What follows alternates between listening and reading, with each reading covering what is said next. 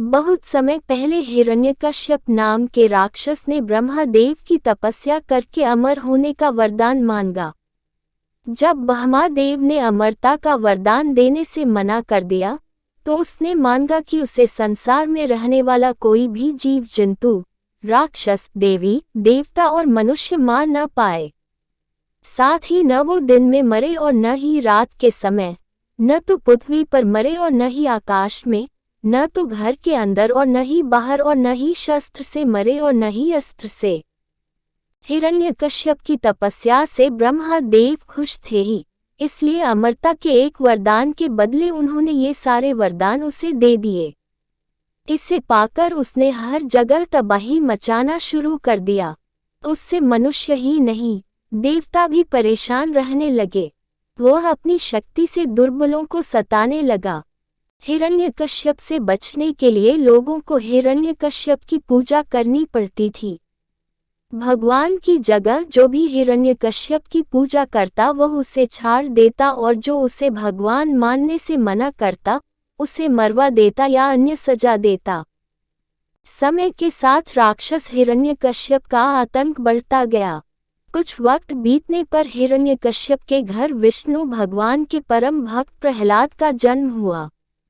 हिरण्यकश्यप ने प्रहलाद को कई बार विष्णु भगवान की पूजा करने से मना किया और कहा, मैं ही भगवान हूँ, तुम मेरी आराधना करो। हर बार हिरण्यकश्यप की बात सुनकर प्रहलाद कहते, मेरे सिर्फ एक ही भगवान है और वो भगवान विष्णु हैं। प्रहलाद की बातें सुनकर हिरण्यकश्यप ने उन्हें मारने की कई कोशिश की, लेकिन वह सफल नहीं हो पाया। भगवान विष्णु अपनी शक्ति से हर बार हिरण्यकश्यप के सारे प्रयास विफल कर देते थे। एक दिन हिरण्यकश्यप के घर उसकी बहन होलिका आई। होलिका को आग में न जलने का वरदान प्राप्त था। उसके पास एक कंबल था, जिसे लपेटकर यदि वह आग में चली जाए तो आग उसे नहीं जला सकती थी।